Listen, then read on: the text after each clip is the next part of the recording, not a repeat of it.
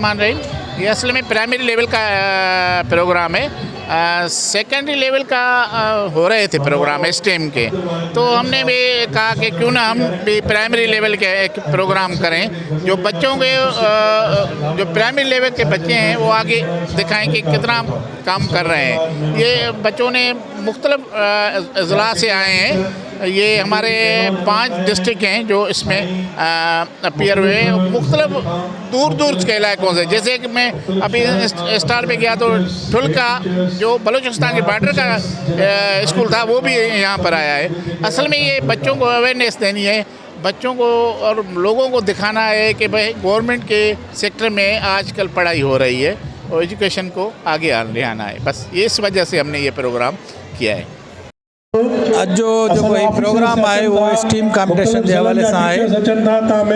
उनमें मुख्तलिफ ज़िलन का कश्मीर का जैकाबाद का कंबर का शिकारपुर का लाड़काने का सब पार्टिसिपेंट आया हैं।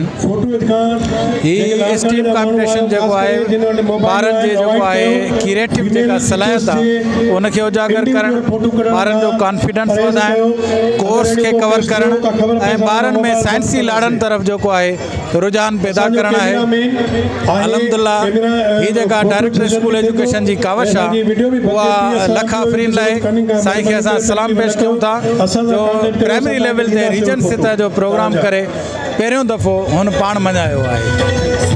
ही STEAM programme government of Sindh, government of Pakistan जे तरफ़ों आहे ऐं हिन में वॾे में वॾो इंट्रस्ट असांजे सरदार शाह साहब जेको असांजो मिनिस्टर आहे ऐं असांजो सेक्रेटरी साहब आहे ऐं ही प्रोग्राम जेको हिन वक़्तु अरेंज कयो आहे उन्हनि जे हुकुम सां उहो डिस्ट्रिक्ट एजुकेशन ऑफिसर आल डिवीज़न ऐं असांजो डायरेक्टर महर साहब।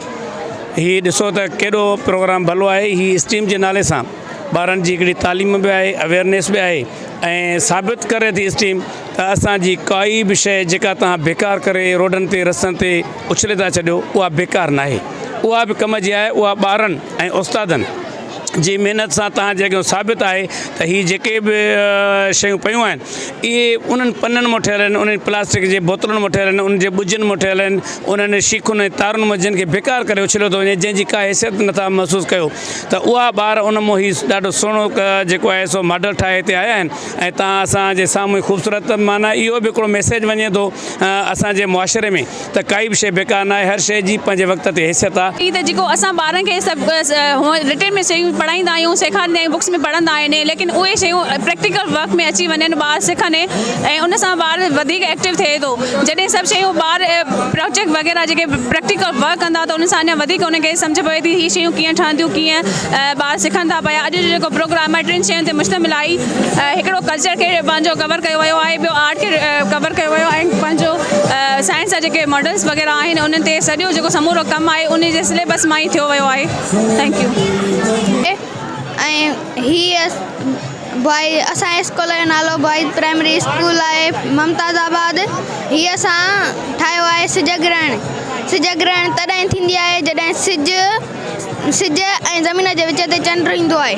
अस्सलामुअलैकुम, I am Ambar Ravi from Sachal GGBS girls school Larkana.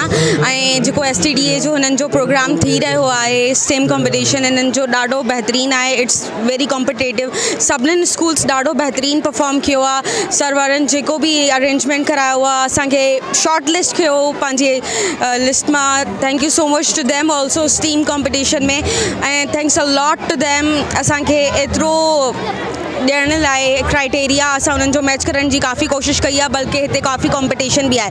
इंशाल्लाह let's hope for the best. We are wishing all the best to everyone के हू विश दैट के बेटर विन्स।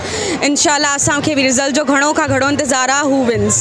Thank U. मुंहिंजो नालो साईं दिलशाद अहमद भट्टी आहे। मां स्कूल जो HM आहियां ऐं मुंहिंजे स्कूल जो नालो Agha Sadruddin Khan Durrani government main primary school Garhi Yasin आहे। ही जेके असांजी उस्तादनि जेका महिनत कई आहे, तयारी कई आहे, इहे शार्ट नोटिस ते तयारी कई अथऊं ऐं तमामु ॿारनि असांजनि महिनत कई आहे, उस्तादनि महिनत कई आहे। इंशाअल्लाह ताला असांखे पंहिंजे ॿारनि मां इहा पूरी उमेदु आहे शागिर्दनि मां ही अॻिते हली अञा सुठो कमु कंदा ऐं मुस्तक़बिल जा ही बहितरीनु शागिर्द पैदा थींदा ऐं मामार पंहिंजो बहितर कंदा, तालीम जो मयार बहितर कंदा।